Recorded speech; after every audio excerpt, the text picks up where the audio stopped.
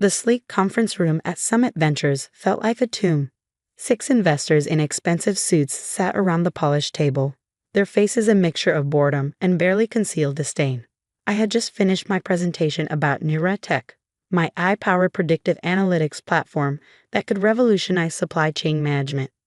"Let me get this straight," Michael Thorne, Summit's managing partner, said with a smirk. "You think you've built an AI that can predict supply chain disruptions better than Amazon's own systems? Better than what Target and Walmart have spent billions developing?" I stood my ground, tablet in hand, the platform's interface still glowing on the screen behind me. The test results speak for themselves. Neuratech has achieved 97% accuracy in predicting supply chain disruptions up to 6 months in advance. "That's worthless," Thorne interrupted, leaning back in his chair. "Your product is worthless, Ms. Morgan. You're a software engineer with no business experience, no major clients, and no understanding of how enterprise software actually works." The other investors nodded in agreement, already closing their portfolios, already dismissing me. They had made up their minds before I'd even walked in. "Thank you for your time," I said quietly, gathering my materials. My hands didn't shake. My voice didn't waver. I had learned long ago that showing weakness in rooms like this was fatal. As I walked out, I heard one of them chuckle. "Can you believe she thought she could compete with Amazon?" I smiled slightly, thinking about the email sitting in my inbox, the one they hadn't let me mention. The one from Amazon's head of strategic acquisitions, requesting a private demo of Neuratech next week. But that would come later. First, I had a story to tell. A story that started 3 years ago, in a very different room, with a very different kind of rejection. 3 years earlier. "I'm sorry, Olivia, but we're going to have to let you go." I sat in my supervisor's office at Global Logistics Solutions, staring at the man who had just ended my 8-year career as a supply chain software developer. Dave Miller shifted uncomfortably in his chair, trying to look sympathetic, but mostly looking relieved. "The automated prediction system you proposed, it's just too experimental. Too risky. We need to stick with proven solutions." I nodded slowly, thinking about the hundreds of hours I'd spent analyzing supply chain failures, the patterns I'd discovered, the solution I'd built in my free time. I had shown them how their current system missed crucial warning signs, how it failed to connect seemingly unrelated data points that could predict disruptions months in advance. They hadn't just rejected my idea. They had fired me for developing it independently, claiming it violated my employment agreement. They wanted safe, predictable, mediocre. I gave them what they wanted: a quiet exit, a signed NDA, a promise not to compete directly with their outdated systems. What they didn't know was that I had already laid the groundwork for something much bigger. The termination package they offered, 6 months' salary as severance, wasn't just the end of my career at GLS. It was seed funding for my revolution. I spent the first month building out the core of Neuratech in my home office. 18-hour days fueled by coffee and determination. My savings dwindled. My friends worried. My family suggested more realistic career options, but I had seen something none of them could see. In the massive datasets I had analyzed at GLS and the countless supply chain disruptions I had studied, there were patterns. Subtle connections that human analysts missed. Early warning signs that existing software couldn't detect.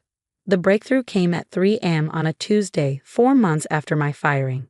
I had been working on a new type of neural network, one that could process supply chain data differently.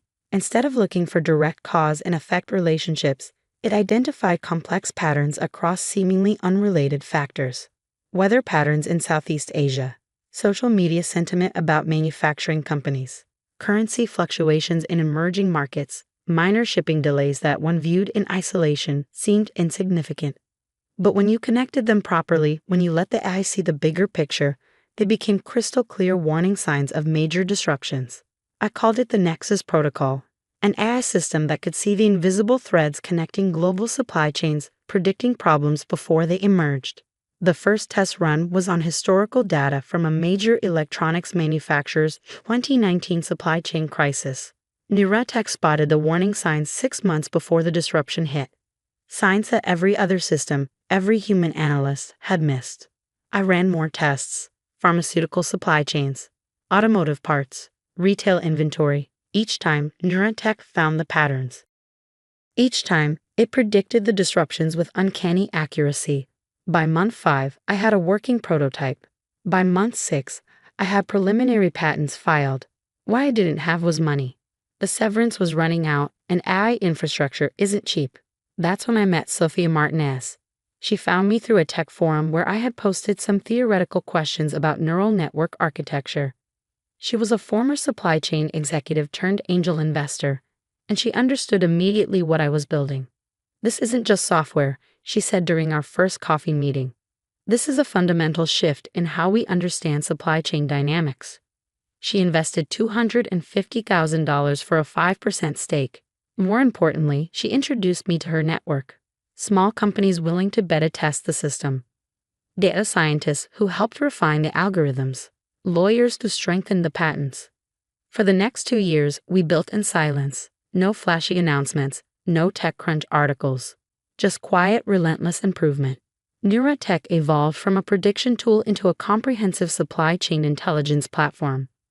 It didn't just spot potential disruptions, it suggested alternative suppliers, calculated risk factors, and provided detailed mitigation strategies. The early clients were small, but the results were undeniable. A medical supply company avoided a critical shortage by switching suppliers 2 months before their primary vendor faced a production crisis. A food distributor rerouted their entire logistics network a week before unprecedented storms shut down major shipping lanes. Word started to spread in certain circles. The right circles. Companies began reaching out quietly, asking for demos, wanting to test the system against their own data. That's when the first acquisition offer came. A major consulting firm offered $50 million for the technology. I declined. They came back with $100 million. I declined again. Because by then, I had seen the full potential of what we had built. Neuratech wasn't just another enterprise software tool. It was a window into the hidden patterns that governed global commerce. And someone else had noticed. Someone big.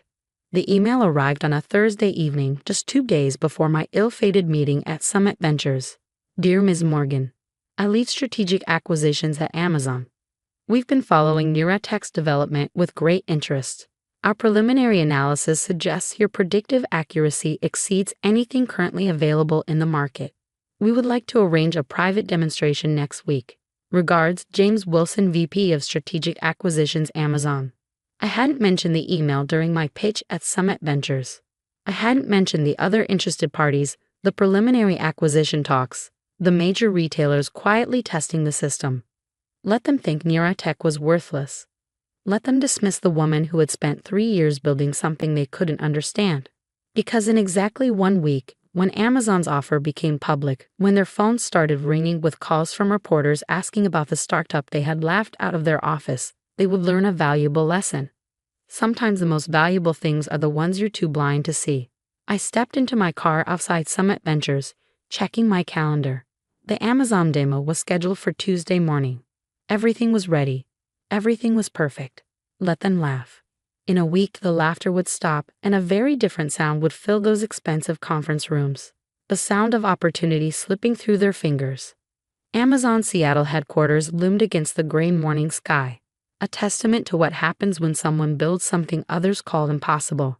I straightened my blazer, checked my reflection in the lobby's polished marble, and took a deep breath. Ms. Morgan, a tall woman in a crisp suit approached, tablet in hand. I'm Jennifer Hayes, James Wilson's chief of staff. They're ready for you in the executive conference room. The elevator ride to the 23rd floor was silent. I used those 30 seconds to center myself, remembering every dismissive investor, every doubting executive, every person who said it couldn't be done. Their skepticism had only made Neuratech stronger. The conference room doors opened to reveal a scene very different from Summit Ventures. Instead of bored investors checking their phones, 12 intense-looking people sat forward in their chairs, laptops open, clearly having done their homework. James Wilson, Amazon's VP of Strategic Acquisitions, rose to greet me. He was younger than I expected, maybe early 40s, with the focused energy of someone who evaluated revolutionary technology for a living. Ms. Morgan, he said, shaking my hand firmly. Thank you for coming. We've been analyzing Neuratech's test results for the past month. Frankly, they seem too good to be true. I smiled, setting up my laptop. That's why I brought a challenge for you. Give me your 3 most difficult supply chain disruptions from the past year. Ones you didn't see coming. Let's run them through Neurotech Live. A murmur of interest ran through the room. James glanced at his team, then nodded. Amanda, get the Singapore semiconductor crisis data. Peter, the Brazilian transport strike, and let's see the European energy shortage numbers. For the next 2 hours, I ran Neurotech through its paces. The system didn't just identify the warning signs they had missed. It showed exactly how those signs connected, how they amplified each other, how they created the perfect conditions for disruption. When I showed how Neurotech could have predicted the semiconductor crisis 8 months in advance, a heavy silence fell over the room. These people had lived through that crisis, had dealt with the fallout, had explained to their bosses why they hadn't seen it coming. This is, James paused, choosing his words carefully, significantly more advanced than anything we've evaluated. How did you achieve this level of predictive accuracy? I pulled up the Nexus protocol architecture, because everyone else is looking at supply chains as linear systems. Action and reaction. Cause and effect. But they're not linear. They're neural. Every point connects to every other point in ways that traditional analytics can't see. The technical team leaned forward, eyes widening as they understood the implications. This wasn't just better software. This was a fundamental reimagining of how supply chain intelligence worked. We'd like to move forward with acquisition discussions, James said finally. Our technical team will need to do a deep dive, of course. But preliminary valuation looks very promising. I nodded calmly, even as my heart raced. I should mention that we're in talks with other interested parties. Oh, we know, he smiled. Walmart's chief innovation officer has been asking about you. Target's supply chain team ran some tests, and Google's acquisition department has been sniffing around. He leaned forward. But we think Amazon is the best home for this technology. We can scale it globally within months. As I packed up my equipment, James walked me to the elevator.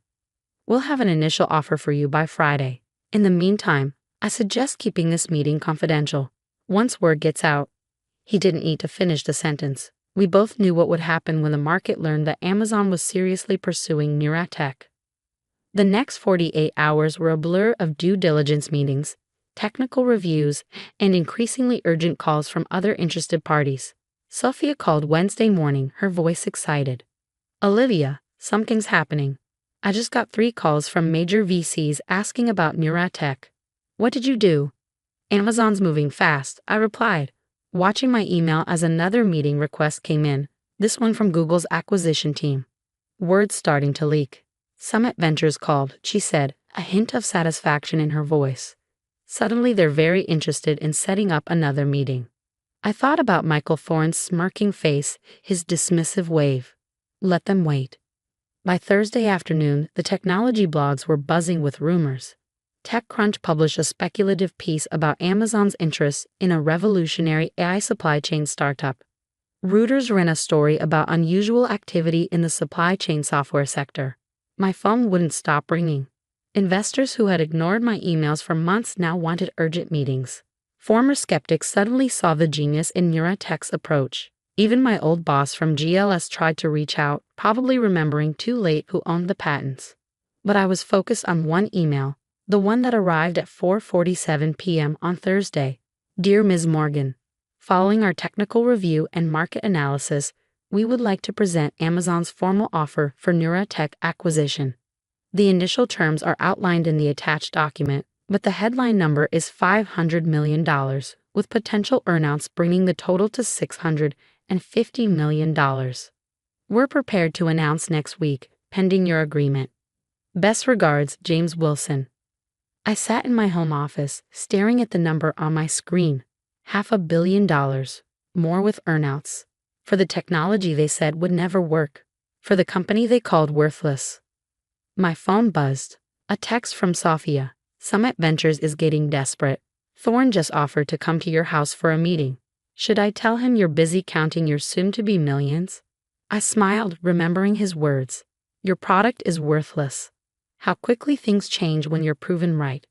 The next morning, I walked into my lawyer's office to review Amazon's offer. The terms were aggressive but fair.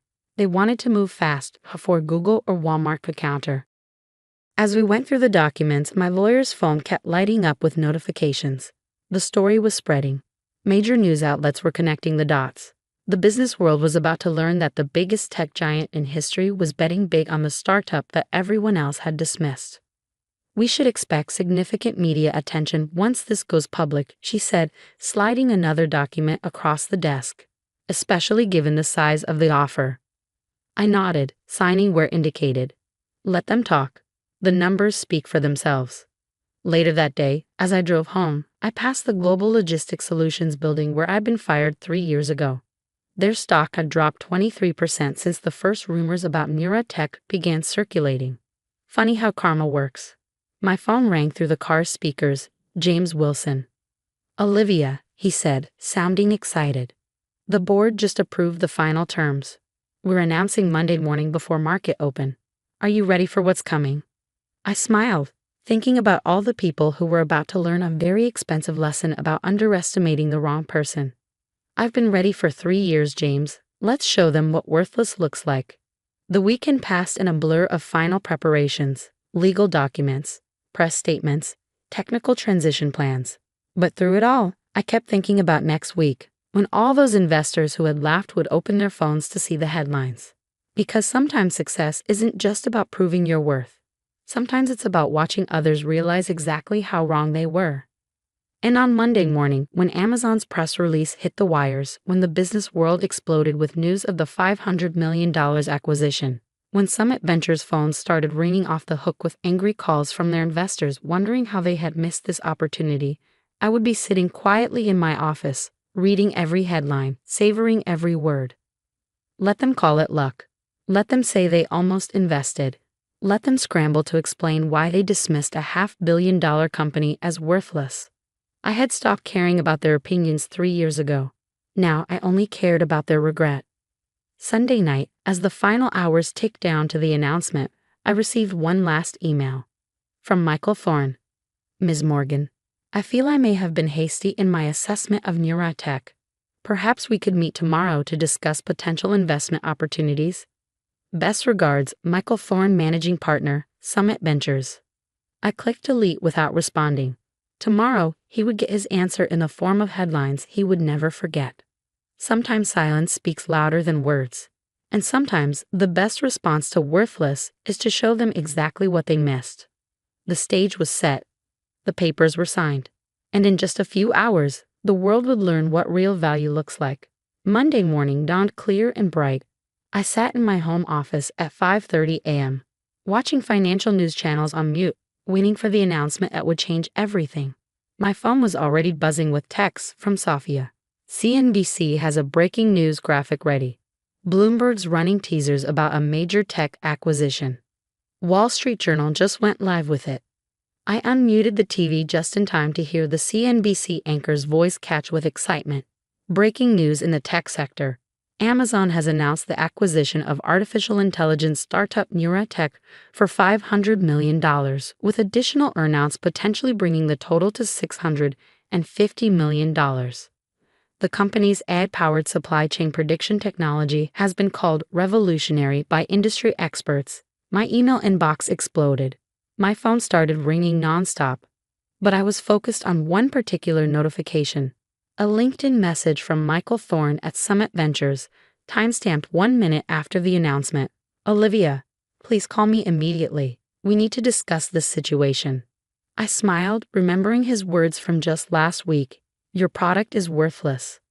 Now he wanted to discuss the situation. Funny how $500 million can change someone's perspective. The morning unfolded like a perfectly choreographed symphony of validation. Every major news outlet picked up the story. Tech blogs went crazy analyzing Neurotech's potential impact on Amazon's operations. Supply chain industry publications scrambled to explain how they had missed this revolutionary technology. At 9:30 a.m., the stock market opened. Amazon's stock jumped 3% on the news. Traditional supply chain software companies saw their shares plummet. Global Logistics Solutions, my former employer, dropped 28% in the first hour of trading. By 10 a.m., my lawyer had counted 17 interview requests from major media outlets. The Wall Street Journal wanted to do a profile. Forbes was asking about their 30 under 40 list. TechCrunch had already published 3 different analyses of the acquisition. But the real drama was happening in the venture capital world. Sophia kept me updated through a steady stream of texts. 2 partners at Summit just called me in tears. 3 other VC firms that rejected us are facing angry calls from their investors. Someone just leaked that Google was preparing a $600 million counteroffer. They were too late. At 11 a.m., I finally took a call from James Wilson at Amazon. "Olivia," he said, sounding excited but not surprised. "The response is even bigger than we expected. Our technical team is already calling this the most important acquisition since Kiva Systems." I leaned back in my chair, watching CNBC replay clips of their interview with an AI expert explaining why Neuratech's technology was game-changing. "How's the market taking it?" I asked, though I already knew. "We're up almost 4% now. But the real story is what's happening to our competitors. They're all scrambling to explain why they don't have anything like Neuratech. Because they had all dismissed it, just like Summit Ventures had. Just like GLS had when they fired me. At noon, I received an unexpected email from Dave Miller, my former supervisor at GLS. "Olivia, I owe you an apology. When we let you go, we made a terrible mistake. I see that now. The board is asking questions about how we could have missed this opportunity. I'm not sure I'll survive the fallout. Congratulations on your success. Dave." I didn't respond. Some bridges don't need to be rebuilt. The afternoon brought more validation. Technical blogs started dissecting Neuratech's patents, marveling at the sophistication of the Nexus protocol. Supply chain experts published analyses showing how the technology could have prevented major disruptions over the past year. But the most satisfying moment came at 2:47 p.m., when my assistant forwarded me an internal memo that had leaked from Summit Ventures.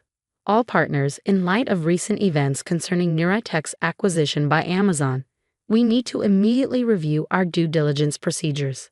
The failure to recognize this opportunity represents a significant lapse in judgment that has already drawn criticism from several major LPs. Michael Thorne's position as managing partner will be discussed at Thursday's emergency board meeting. Regards, Board of Directors." I forwarded it to Sophia with a single word: karma. Her response came immediately: "He's finished. 2 other partners just called me asking if you'd consider letting them invest in your next venture. Apparently, being the person who called a $500 million company worthless isn't great for your career." By end of day, the story had evolved from a simple acquisition announcement into something bigger. A case study in how the traditional venture capital world often misses revolutionary technology because of bias and arrogance. CNBC ran a special segment titled "The Billion-Dollar Blind Spot: How VCs Miss Tech Breakthroughs." They interviewed experts about why established firms often fail to recognize transformative technology. Summit Ventures was mentioned repeatedly, not in a good way. As the sun set, I finally allowed myself to really feel it: the validation, the vindication, the pure, undiluted satisfaction of being proved right in the most public, most undeniable way possible. My phone buzzed one last time. A text from James Wilson. "Board wants to fast-track the integration. Can you come to Seattle next week? We're thinking bigger than just supply chain now. This could transform everything." I texted back my agreement, then walked to my window, watching the city lights come alive as darkness fell. 3 years ago, I had stood at a different window, having just been fired, wondering if I was crazy to believe in my idea. Now that idea was worth $500 million, and the people who had laughed were scrambling to explain their short-sightedness. The next morning, I had one important meeting, a breakfast with Sophia to discuss the future. She was waiting at our usual cafe, grinning like a cat that caught a particularly fat canary. "So," she said as I sat down, "I counted at least 30 VC firms that are now claiming they almost invested in Neuratech. Funny how everyone sees the vision after the fact." I smiled, stirring my coffee. "Any word from Summit?" Total meltdown. 3 major investors have pulled out. Thorne is being pushed out. Apparently, letting the biggest tech acquisition of the year slip through your fingers because of arrogance isn't great for business. We spent the next hour planning next steps. Amazon wanted to scale Neuratech globally, but they also saw applications beyond supply chain. The underlying technology, the ability to see patterns in complex systems, could revolutionize everything from financial markets to climate science.